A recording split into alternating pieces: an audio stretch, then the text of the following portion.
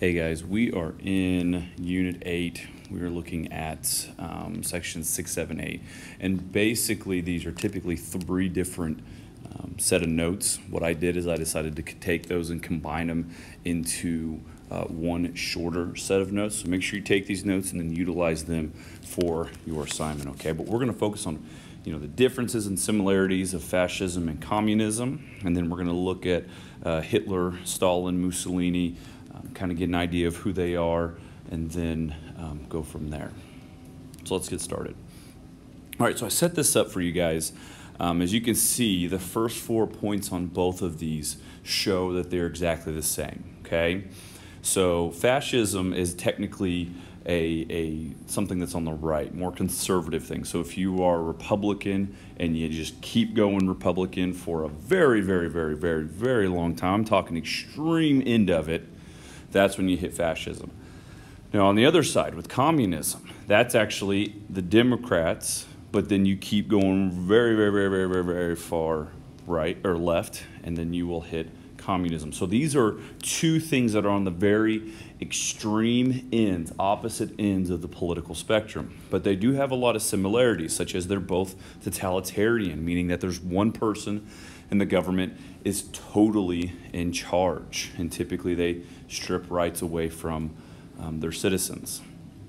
Both also glorify action, violence, and discipline, meaning that if you are a communist and you decide to beat up or kill somebody who's democratic, they don't condemn you, they celebrate you for that. Same with fascism as well. And then both of these, and I think the third point is probably the most important, they both require what's called blind loyalty, meaning unquestioned loyalty. So if they ask you to do something, you can't have a thought in your mind of why am I doing this? You just do it. They want that. They do not want you to question things. It's just why, as I teach, especially with my in-class kids, because I can talk with them about it, that's why I teach a lot about question everything, question it all. Because whenever citizens question everything, then that typically means that they have free thought, and that goes directly against fascists and communists. They both promote the state or government over the individual. You don't have your own goals. Your goals are the state's goals. Now, the difference is you get down here to fascism with hyper-nationalism. So with World War I, we talked about nationalism as one of the causes, okay? Basically being excited, being passionate about your culture. Hyper-nationalism is where you take that and you go further to where you want to commit violence to people who are not a part of your culture because you think they're less than you, that type of thing. And then fascists also believe in capitalists. Now, this is a little bit skewed because, like, let's say Nazi Germany, which was fascist, the only way you were going to own a business and operate it and make any money is if you were a fascist. But the government didn't necessarily tell you what you had to do, though. On the other side, communism requires a classless society. There's no those who have and those who have not. In theory, they're supposed to be just those who just everybody has. And then the government controls everything, so no capitalism. So let's look at this section right here. This is actually a great section showing you guys just why do these types of rulers, types of governments, how do they take over? And it's usually two main factors. Weak economies, which means a weak government. They cannot withstand people coming and taking over. They can't put them in their place. People also are attracted to the idea because they're suffering, they're impoverished, they're hungry. They can either continue on the same route and be hungry, or they can look at who's telling them they're going to fix things, and that's exactly what happened. So these four pictures are actually pictures of what's called hyperinflation, and this is in Germany after World War I when they were punished and when the Great Depression hit. Money in Germany basically became worthless. So if you look the first picture on the left there, a guy's using money as wallpaper. Now, why is this the case?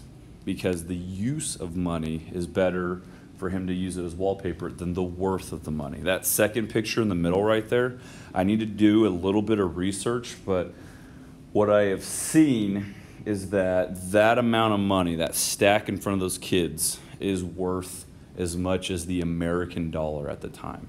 So imagine going into Casey's with $1 wanting to buy a sucker or something, and this is how much cash you had to bring in. It's absolutely amazing. And then you look, you see kids playing with kites, and then kids using stacks of cash as basically playing blocks because it was worthless. That's how bad the economy got. So let's talk about the three people here. First is Benito Mussolini, and I bring him up first because he, basically as World War I was ending, he was taking over Italy. He is fascist. Basically what he did is he combined a bunch of different violent groups, unemployed veterans of World War I who were looking for work. There's like these gangs of kids, armed kids, and I want to say kids, it's probably teenagers, going around committing violence. He basically unified all of these people under him. He's a very passionate, charismatic speaker. And they were known as the Black Shirts. Before he takes over the Italian government, he has about 300,000 soldiers, 300,000 black shirts, basically, that he controls. And so he decides to march on Rome, which is the capital of Italy. And the Italian government at the time had two choices. They could either fight back or give in.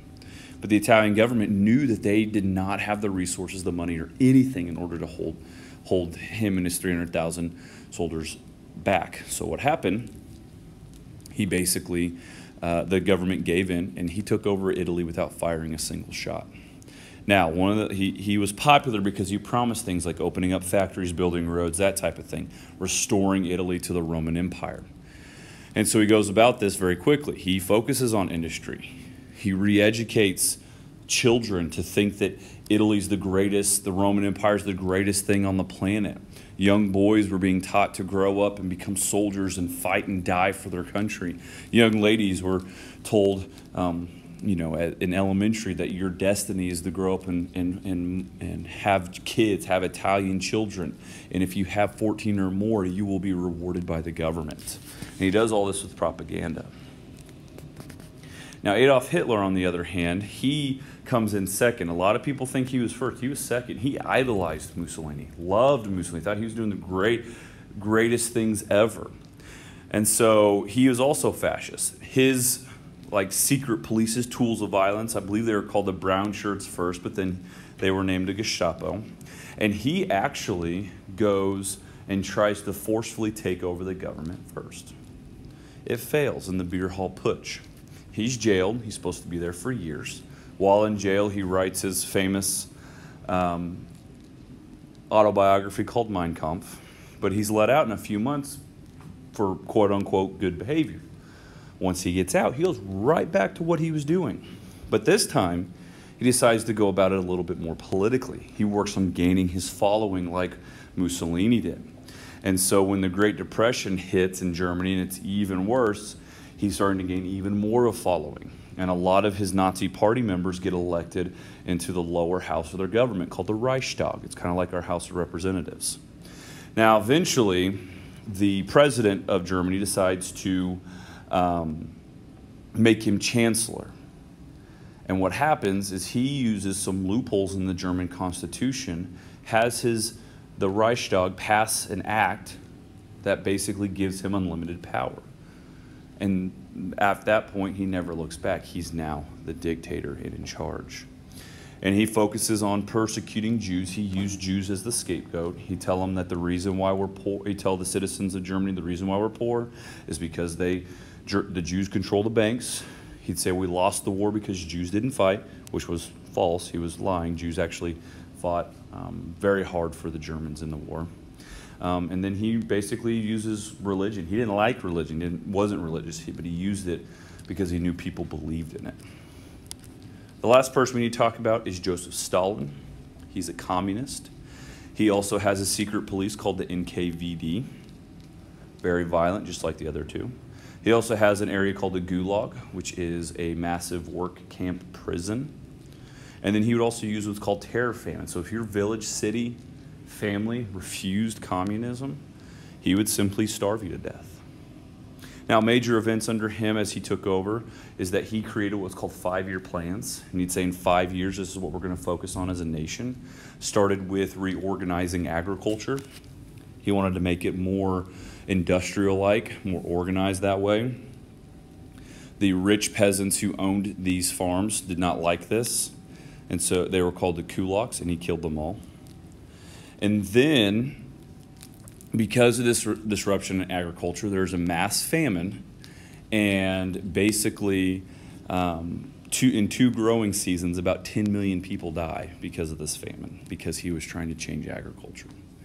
Then in his second 5-year plan, he focuses on industry. He wants to make the biggest and best in the world. And then as he gets older, he gets very paranoid. Paranoid of people trying to take his job, and paranoid that people weren't fully communist. And so he'd have what's called these great purges, where he would basically root out anybody that he felt wasn't loyal enough, and he'd have them killed. And this happened several times. He wanted to make sure that those people who are most worthy, most loyal, were going to be in the government and in power. All right, so these are the 2 ideologies we're going to be looking at. You guys now know how they take over and then who the big ones are. Make sure you utilize these notes for your question. And if you have any questions for me, make sure you reach out. Talk with you soon.